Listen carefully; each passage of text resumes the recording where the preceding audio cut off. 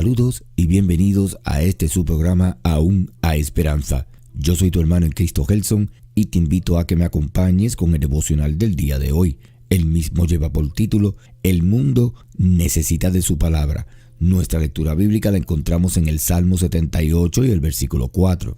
No les ocultaremos estas verdades a nuestros hijos. A la próxima generación le contaremos de las gloriosas obras del Señor, de su poder y de sus imponentes maravillas. Palabra de Dios. El mundo de hoy está carente de fe.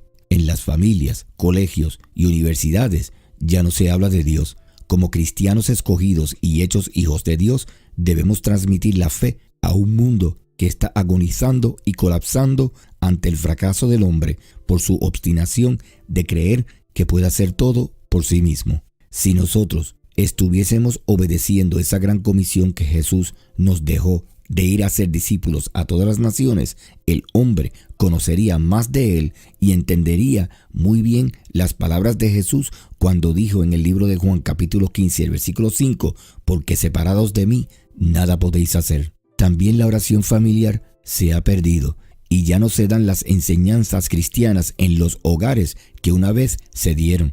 La generación que se está levantando son hombres y mujeres sin fe, sin conocimiento ni temor de Dios. Mis hermanos, la responsabilidad comienza en el hogar.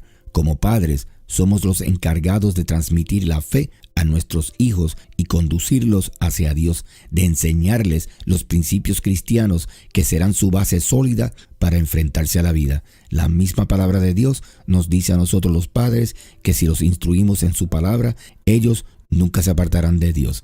Dice en el Proverbio 22, capítulo 6, instruye al niño en su camino y aun cuando fuere viejo, no se apartará de él. Palabra de Dios. Esta generación necesita la palabra de Dios. Es el mejor legado que podemos dejarles. Dios ordenó que sus leyes y sus hechos poderosos se transmitieran de padres a hijos, de generación en generación, para que no se olvidaran de él. Por eso es tan importante la educación espiritual. Es ayudar a esta generación a obedecer y a depositar su esperanza en Dios. Evitar que se olviden de Él para que no repitan los mismos errores de sus antepasados. Es importante que aprendan a confiar y a descansar en todas las promesas dadas por Dios en su palabra. Como padres, como cristianos y pueblo de Dios, debemos hacernos la siguiente pregunta: ¿cuánto estamos haciendo para transmitir a la próxima generación la fe en Dios? Si comenzamos a instruir a nuestros hijos en la palabra de Dios, estos pondrán sus esperanzas en Dios y no se olvidarán nunca de la grandeza de su corazón y todas sus promesas. Hermanos y hermanas, sabemos que la fe es personal, porque cada persona es quien elige si cree en Dios o no, pero la fe no es privada, es algo que se debe publicar, compartir y reflejarse a través de todo lo que hacemos, que debe mostrarse con nuestro testimonio y ejemplo. La ley de Dios fue dada con un encargo en particular, el de enseñarla diligentemente a sus hijos para que la iglesia permanezca para siempre. También para que las providencias de Dios en misericordia y juicio les dieran ánimo para conformarse a su santa voluntad.